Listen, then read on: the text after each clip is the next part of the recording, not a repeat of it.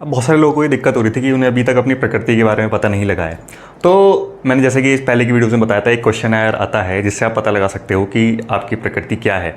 तो मैंने एक क्वेश्चनर यहाँ पे तैयार किया है जिसमें 15 क्वेश्चंस होंगे। अभी फिलहाल मैंने 3 लिखे हैं, उसमें 15 क्वेश्चंस होंगे जिसमें 10 आपके फिजिकल ट्रेट्स के बारे में होते हैं और 5 आपके मेंटल ट्रेट के बारे में होते हैं।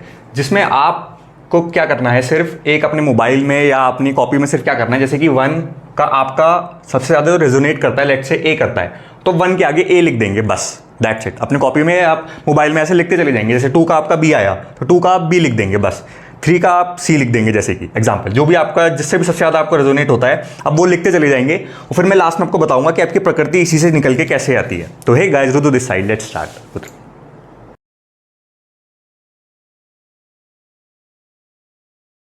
अब सबसे पहला क्वेश्चन आंसर करते हैं कि फिजिक के बारे में, कि आपका बॉडी फ्रेम क्या है। अगर आपका बॉडी फ्रेम थिन है, बोनी हो या स्मॉल फ्रेम्ड है, मतलब आपको वेट गेन करने में बहुत ज़्यादा दिक्कत होती है, हार्डली टू गेन वेट, तो आप ए पे टिक करेंगे या अपने पास ए लिख लेंगे। दूसरा है कि अगर आपका मीडियम बिल्ट है, कि ना मतलब बंदा मोटा ना पतला, और आप गेन भी वेट आसानी से कर लेते हो और लूज भी आसानी से कर लेते हो, तो जो मीडियम बिल्ट वाला पार्ट है वो आप बी पे टिक करेंगे या बी लिखेंगे। अब सी में आते हैं कि आपका लार्ज मतलब बड़ा सा फ्रेम है और वेल प्रोपोर्शनेट है। गेन आप गेन तो बहुत जल्दी करते हो, वेट लेवल के लिए लूज करने में बहुत दिक्कत होती है। तो इसमें से आप जो भी आपको बेस्ट लगता है अपने लिए वो आप अपनी डायरी में लिख लेंगे। नेक्स्ट पे आते हैं, gait and actions of a person. Gait मतलब होता है वॉक, जिसको नहीं पता कि बंदे की चाल कैसे होती है। अब कोई बंदा होता है ना बहुत तेज चलता है, बहुत तेज बोलता है, जो बहुत तेज चलता है वो बहुत तेज बोलता है, वो ए पे टिक करेंगे। अब जो मॉडरेट ठीक है, वो बोलता है कि यार बहुत तेज भी नहीं बोलता, बहुत स्लो भी नहीं बोलता, वो ठीक है, मॉडरेट है, तो मॉडरेट और डिटरमाइंड यहाँ पे वॉक, कि वो नॉर्मल उस पेस पे चलता है और नॉर्मल पेस पे बोलता है, तो आप उसको मॉडरेट यानी वो बी पे टिक करेगा। अब जो सी वाला पर्सन है, ये स्लो चलता है और बहुत मतलब धीरे चलता है और थोड़ा धीरे बोलता है, वो वाला पार्ट आएगा, तो स्लो एंड स्टडी गेट जो हो गई वो यहाँ पे सी पे टिक करेगा। अब थर्ड पे आते हैं कि वेदर रिएक्शन। कुछ लोगों को कोई वेदर अच्छा लगता है, कुछ लोगों को कोई वेदर अच्छा लगता है, यही आपकी प्रकृति ही बताता है। अब जैसे कि I enjoy warm but feel uncomfortable in cool weather. अब जो बी वाला पार्ट है उसमें है कि इनको कूल अच्छा लगता है, I love cool weather but dislike warm climate. इन्हें बहुत ज़्यादा गर्मी लगती है तो इनको कूल टेम्परेचर थोड़ा सा अच्छा लगता है।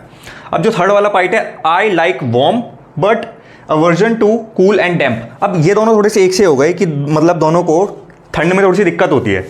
अब इसमें जो ए वाला है वो वाता वाली जो ठंड होती है, इसमें कि अंदर से थोड़ी ड्राइनेस जैसी बंदे को फील होती है, उस टाइप से कि कमज़ोरी की वजह से जो वो सब लगता है, हाथ पैर ठंडे हो जाते हैं, ये वो वाली ठंड है। और इसमें क्या होता है कि खांसी जुकाम इस टाइप की मतलब कफ वाली जो रिलेटेड प्रॉब्लम्स हो जाती हैं जिस वाली ठंड में, जिसको उस वजह से अनकंफर्टेबल लगता है, वो सी पे टिक करेगा। अब स्वेटिंग की बात करते हैं। अब जिसमें आता है कि I sweat little but not much, तो वो ए पे टिक करेंगे। अब नेक्स्ट आता है कि आई स्वेट वेरी, मुझे बहुत ज़्यादा स्वेटिंग होती है, वो बी पे टिक करेंगे। और C, I never sweat unless working hard, जो बहुत ज़्यादा मेहनत करके जिनको पसीना आता है वो सी वाले हो गए, वो सी पे टिक करेंगे। अब आते हैं कि हंगर एपेटाइट, भूख कैसी है, तो उसमें बात करते हैं कि जिसकी इरेगुलर भी भूख है, कभी बहुत ज़्यादा लगती है, कभी लगती ही नहीं है, पूरे दिन कुछ नहीं खाया है या कई घंटे हो गए कुछ खाया नहीं, वो ए पे टिक करेंगे। ठीक है। अब जो जिनकी बहुत तेज़ भूख लगती है, वो ऐसा लगता है कि ज़्यादातर टाइम तो भूखे ही रहते हैं ज़िंदगी में, तो वो strong and sharp, I always feel hungry. ज़्यादातर जो भूखे रहते हैं कि मतलब हर 2 घंटे में ही भूख लग जाती है उन्हें, या 3 घंटे में लग जाती है, ज़्यादा भूख लगती है, वो बी पे टिक करेंगे। अब इसमें है medium to low tendency to eat for comfort and taste, वो वाला जो ऐसे भूख जिनको रहती है वो यहाँ पर सी पे टिक करेंगे। अब स्किन की बात कर लेते हैं कि जनरली जिनकी स्किन कैसी रहती है। अब जिनकी स्मेल नॉर्मल टू ड्राई में रहती है, कि ड्राई, रफ, थिन और कूल ठंडी रहती है, वो ए पे टिक करेंगे। अब जिनकी नॉर्मल टू ऑयली रहती है, सॉफ्ट, रेडिश और वार्म, मतलब ज़रा सा उन्होंने ऐसे करा और एकदम से यहाँ पे रैश वगैरह पड़ने शुरू हो जाते हैं स्किन पे, तो वो बी पे यहाँ पे टिक करेंगे। अब इसमें क्या होता है कि थोड़ी सी किसी को छुओ तो आपको गर्म फील होता है ना, वो बी पे टिक करेगा। क्या कोई छुए आपको कहे यार तुम गर्म रहते हो ज़्यादा टाइम, तो सिर्फ हाथ नहीं, जिनके कान भी अच्छे खासे, इनको कान पे भी गर्मी फील होती है, ऐसे मतलब गले भी हल्का सा स्क्रैच पे एकदम लाल हो जाता है, तो उस टाइप की जो स्किन जिसकी होती है वो बी पे टिक करेगा। अब जो थर्ड वाला होता है उसमें नॉर्मल टू ऑयली स्किन होती है, जिनकी सॉफ्ट थिक अच्छी खासी थिक स्किन होती है और इनकी कूल होती है, बस इतना फर्क होता है, तो वो सी पे टिक करें। अब स्किन की बात करते हैं कि पहले थी नॉर्मल स्किन, अब जब आपकी थोड़ी इम्बैलेंस होती है तब कैसी दिखती है स्किन, कि अगर आपकी रहती है स्किन डल, ड्राई, रिंकल्ड या डिहाइड्रेटेड, और इसमें थोड़ा सा आप और ऐड करते हैं कि जिनको डैंड्रफ या फटी एडी की प्रॉब्लम ज़्यादा रहती है, वो ए पे टिक करेंगे। अब भी बात कर लेते हैं कि जिनकी रेडिश इन्फ्लेमेशन, जो मैं आपको पिछली में बता रहा था कि खुजा के एकदम से आपका रेड पड़ जाता है वो वाला पार्ट, और सेंसिटिव टू केमिकल्स होती है, वो आप बी पे टिक करेंगे। अब जो सी है उनकी कैसी रहती है कि excessive oily, likely to itching और फंगल इन्फेक्शन, जिन्हें नॉर्मल थोड़ी खुजली रहती है और दाद और फंगस वाली जो प्रॉब्लम जिनको ज़्यादा रहती है वो सी पे टिक करेंगे। जिसमें भी आपका मैक्सिमम चीज़ें आ रही हैं आप उस पर टिक कर देंगे, ज़रूरी नहीं कि सारी हों, ठीक है ना। अब आते हैं हेयर पे। अब हेयर का क्या सीन है, जिनके रफ, ड्राई और वेवी टाइप रहते हैं, हेयर थिन जैसे रहते हैं, वो ए पे टिक करेंगे। बी में आते हैं कि नॉर्मल, स्ट्रेट और जो ब्राउनिश टाइप हेयर है नॉर्मल से जो होते हैं, वो आप बी पे टिक करेंगे। अब जिनके थिक लस्टरस टाइप, करली, ऑयली टाइप जिनके बाल रहते हैं, वो यहाँ पर सी पे टिक करेंगे। अब आइज पे आते हैं। अब जिनकी आइज स्मॉल, मतलब उनको ड्राई सी थोड़ी फील होती है कि सूखी ज़्यादा रहती हैं, मतलब ऐसा लगता है कि नींद सी आंखों में थोड़ी भरी हुई है, वो रहती हैं। अब इनका जो आई का कलर होता है ना, हल्का सा मटमैला होता है, मतलब वाइट नहीं होता, हल्का सा आपको मटमैला जो कलर दिखेगा वो आप ए पे टिक करेंगे। अब बी में आते हैं इनकी मीडियम साइज़ की आइज़ होती हैं, यहाँ पर रेडिश, ज़्यादातर कहते हैं ना यार आंखें तेरी लाल ज़्यादातर दिखती हैं, तो वाला पार्ट आपका आप बी पे टिक करेंगे। अब आ जाते हैं कि थर्ड, जिनकी बिग और अट्रैक्टिव सी आइज़ होती हैं, फुल ऑफ आई लैशेज जो होती हैं, वो सी पे टिक करेंगे। अब इनका क्या होता है, जो कलर होता है ना, इनका जो मिल्की वाइट होता है कलर, वो वाला पार्ट यहाँ पे आएगा, सी पे टिक करेंगे। अब कुछ जनरल साइंस की बात कर लेते हैं यहाँ पे। तो जिनकी क्रैकिंग साउंड आती है जॉइंट्स में, कट कट मतलब, और विजिबल ब्लू रेड नर्व्स होती हैं यहाँ पे लेग्स में, वो आप ए पे टिक करेंगे। अब जिनके ब्लैक मोल्स उनको दिखते हैं, या फ्रैकल्स, मतलब कोई कहता हूँ ना एकदम से थोड़ा सा ज़्यादा काला लग रहा है, कि स्किन थोड़ी काली हो जाती है, कभी कभी ज़्यादा काला लगता है, वो वाला पार्ट। या फिर मतलब जॉइंट्स वगैरह पे देखना, आप थोड़ी सी काली चीज़ें पड़ जाती हैं, मतलब जॉइंट्स काले परत सी लग जाती है, वो वाले जो पार्ट्स हैं, वो आप ऐसे जो लोग हैं वो यहाँ पर बी पे टिक करेंगे। अब जो सी वाला पार्ट है, इसमें क्या होती है, इन लोगों की बॉडी थोड़ी अनप्रोपोर्शनेट होती है। अब जैसे क्या हो सकता है कि डबल चिन ज़्यादा हो गया किसी का, तो वो अनप्रोपोर्शनेट हो गया, पेट थोड़ा सा यहाँ से थोड़ा मोटा है, नीचे से हो गया थिक, बड़ी बड़ी थाइज हो गई, या अनप्रोपोर्शनेट बॉडी वाला जो पार्ट हो गया, वो लोग यहाँ पर सी पे टिक करेंगे। अब यहाँ पर जो फिजिकल ट्रेट्स वाले थे वो क्वेश्चंस खत्म हो गए। अब जो 5 क्वेश्चंस बचे हैं वो आपके मेंटल ट्रेट्स वाले बचे हैं। तो अब मेमोरी पे आ जाते हैं। अब जो ऐसा बंदा होता है ना कि क्विक टू लर्न और क्विक टू फॉरगेट, एकदम तो याद हो गया उसे फिर लेकिन भूल जाता है, यानी कि शॉर्ट टर्म मेमोरी जिन लोगों की अच्छी होती है, वो यहाँ पर ए पे टिक करेंगे। अब जो बी वाला होता है उसमें क्या होता है, एवरेज टू लर्न और नेवर फॉरगेट, वो आप बी पे टिक करेंगे। अब जो सी वाला है, स्लो टू लर्न और डोंट फॉरगेट, मतलब इनकी लॉन्ग टर्म मेमोरी अच्छी होती है, एक बार याद कर ले चीज़ें, भले ही टाइम लगता है लेकिन इनको याद रहती हैं, एक बार याद हो जाए तो वो सी पे टिक करेंगे। अब 12 पे आते हैं कि माइंड, मतलब स्वभाव कैसा है। अब इसमें क्या होता है कि जो ए वाला है उसमें क्या रहता है, माइंड गेट्स रेस्टलेस इजीली, मतलब बहुत एकदम भागता है माइंड इधर उधर, वो ए पे टिक करेंगे। अब इसमें क्या होता है, बी वाले में गेट इम्पेशेंट और एग्रेसिव इजीली, अगर इन्हें कोई आइडिया आ गया तो ये एकदम उस पर काम करना चाहते हैं तुरंत, ये वेट नहीं करना चाहते, तो ये इम्पेशेंट वाला जो स्वभाव होता है ना, एग्रेसिव वाला, वो बी पे टिक करेंगे। अब जो सी वाला है कि इनको आसानी से गुस्सा नहीं आता है, आप दिलाओ तो, मतलब it takes a lot to make me angry. अब नेक्स्ट बात करते हैं कि आपकी माइंड की एक्टिविटी, जो लोग ओवरथिंक बहुत ज़्यादा करते हैं वो ए पे टिक करेंगे। अब जिनके क्विक इंप्लीमेंटेशन होते हैं, जैसे मैंने अभी पिछले वाले पॉइंट में बताया था कि ठान लिया अब ये करना है तो करना है, वो उसको पूरा करके ही छोड़ेगा बंदा, तो वो यहाँ पर आएगा, बी वाले पे टिक करेगा कि क्विकली टू इम्प्लेंट होता है, पूरा करके छोड़ता है, वो वाला पार्ट यहाँ पे आएगा।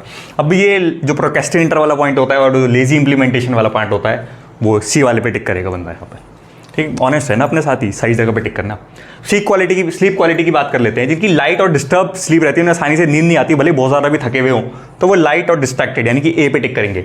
अब जिनकी मॉडरेट और रेगुलर स्लीप रहती है कि ठीक है, मतलब ऐसी कोई दिक्कत नहीं होती है, मॉडरेट मतलब बीच में रहते हैं, ऐसी कोई दिक्कत नहीं है, तो वो बी वाले पे टिक करेंगे। अब जिनकी कुंभकर्ण की जो छठी औलाद है, जिन्हें कहते हैं ना कि डीप और हैवी स्लीप जिनकी होती है कि सुबह तो ये नहीं उठ सकते, वो वाले जो हैं वो यहाँ सी पे टिक करेंगे। अब लास्ट पॉइंट पे आते हैं 15 पे आपके। अब इसमें स्ट्रेस और इमोशंस की बात कर लेते हैं। I worry often and feel nervous और एंक्शस, नर्वस और एंक्शस एकदम से जो फील करने लग जाते हैं, वो यहाँ पर ए पे टिक करेंगे, बहुत ज़्यादा चिंता करते हैं चीज़ों की, ए पे आएगा। ठीक है। आई बिकम इरिटेबल और इम्पेशेंट एंड एंग्री, जैसे बहुत ज़्यादा गुस्सा आ जाता है, एकदम इरिटेट जो बंदा हो जाता है, वो यहाँ पर टिक करेगा। गुस्से से जलाना बहुत ज़्यादा आसान होता है। और फिर जब सी वाले पे बात करेंगे तो ये not easily ruffled, very caring और लविंग, जो मतलब एक तरह से नेचर जिनका मदर जैसा होता है, लविंग होता है, जो आपको मीठे होते हैं, मतलब लोग कि मतलब बहुत ज़्यादा प्यारे से जिनको कह सकते हैं लविंग, वो वाला पार्ट आप यहाँ पे बंदा सी पे टिक करेगा। अब किसी पॉइंट में अगर आपको लग रहा ये हो कि यार मेरे को ये भी ज़्यादा रेजोनेट कर रहा है, ये भी ज़्यादा रेजोनेट कर रहा है, तो जो आपको सबसे ज़्यादा होता है, मैक्सिमम पार्ट जो होता है, ऐसा होगा आपको कि इसमें लगेगा कि यार ये भी सही है, ए भी लग रहा है, बी भी लग रहा है, मुझे दोनों लग रहे हैं, तो आपको जो सबसे ज़्यादा होता है आप उस पर आप टिक कर देना, बहुत ज़्यादा नहीं सोचना है आपने इसमें। तो ऐसे करके आपको आएगा, आपको एक बहुत मोटा आइडिया लगेगा यहाँ पे तो इस ऐसी कोई दिक्कत नहीं है, एक आध आपका ऊपर माइनस हो भी गया तो अब उसकी ज़्यादा टेंशन नहीं लेना। अब आपको क्या करना है, जैसे कि आपका ऐसे दिखेगा, कुछ आपने लिखा होगा कि किसी में आपका ए आया बी आया, ऐसे करके आपने लिख लिया। अब आप जितने ए हैं वो काउंट करके यहाँ लिख देंगे, जितने बी है, ये सैंपल है एक, जितने बी हैं वो आप काउंट करके यहाँ लिख देंगे, जितने सी हैं वो आप काउंट करके यहाँ लिख देंगे, ठीक है। अब जितने ए वाले पॉइंट्स थे ना सारे, वो वाता से रेजोनेट करते हैं, जितने बी वाले सारे पॉइंट्स थे वो पित्त दोष से रिप्रेजेंट करते हैं, और जो सी वाले सारे पॉइंट्स थे वो कफ दोषा पे रिप्रेजेंट करते हैं। अब मैं थोड़ी सी आपको यहाँ पे थोड़ी और चीज़ें बताता हूँ कि आप देखिए यहाँ पे जैसे कि आ गया कि अब इस बंदे का क्या है, प्राइमरी दोषा है वाता, क्योंकि इसके मैक्सिमम पॉइंट्स यहाँ पे मिले हैं। अब आप देखिए टोटल 15 आ रहा है इसका, ठीक है ना, 15। तो मतलब 15 क्वेश्चंस के आंसर थे, आपका टोटल 15 आना चाहिए। ये भी लिखना कभी गलती कर दो इसमें ही कि यहाँ पे एक टोटल करने में गलती कर दो। तो अब ये बंदा, इसका प्राइमरी दोषा जो नंबर 1 सबसे ज़्यादा इसको इफेक्ट करता है वो है वाता, नंबर 1 पे जो इसका सबसे ज़्यादा, यानी किसी बॉडी में वायु और एथर एलिमेंट ज़्यादा है। अब दूसरे वाले की बात करते हैं, इस पे सेकंड नंबर पे इसमें फायर और वाटर एलिमेंट ज़्यादा है, तो इसका सेकेंडरी दोषा हो गया यहाँ पे पित्त दोषा। अब इसका जो थर्ड दोषा है, जो उसका मतलब लीस्ट डोमिनेंट हो गया, वो यहाँ पे हो जाता है कफ दोषा। अब थोड़ा सा आप यहाँ पे भी ये भी देखो कि ऑलमोस्ट पास है 8 और 6, मतलब अगर एक भी क्वेश्चन का आंसर ऊपर नीचे जाता तो ये 7 हो जाता। ऐसा हो सकता था ना कि अगर इसका 7 आता तो ये भी 7 हो जाता फिर। तो ये लगभग आप कह सकते हो कि लगभग इसमें ये चीज़ें लगभग इक्वल क्वांटिटीज़ में है, कभी कुछ ज़्यादा हो जाता होगा, कभी थोड़ा कुछ ज़्यादा हो जाता होगा। तो अब ऐसा भी हो सकता है, तो इसमें भी कोई आपको वो वाली बात नहीं है कि आपको वाता और पित्ता वाली प्रॉब्लम ज़्यादा रहती हैं, ओके, ये वाली 2 चीज़ें ज़्यादा रहती हैं। और जो ऐसा है कि मतलब ये वाला तो आप कंफर्म ही है कि यार अब इतना दूर आ रहा है तो ये लीस्ट डोमिनेंट यहाँ पे दोषा हो ही गया, तो आपका कैसा भी दिख सकता है यहाँ पर। अब ये कंक्लूजन मैंने आपको इसलिए बताया है ताकि आप विड्रॉ कर सके कि आपका दोषा यहाँ पे प्राइमरी, सेकेंडरी और जो लीस्ट डोमिनेंट दोषा है वो कौन सा है। बस इस वीडियो को यहीं पे खत्म करते हैं। अब आपका काम है कि आप मुझे कमेंट में लिख के यहाँ पे बताएंगे कि आपका यहाँ पे कौन सा दोषा है और किस क्वेश्चन में आपको थोड़ा सा कंफ्यूजन था। ये 2 चीज़ें आप मुझे यहाँ पे कमेंट में लिख के बताएंगे। तो बस इस वीडियो को यहाँ पे खत्म करते हैं। मेरी नेक्स्ट वीडियो तक आप मेरे चैनल की और वीडियोज़ एंजॉय कर सकते हैं। Till then take care guys, जय हिंद।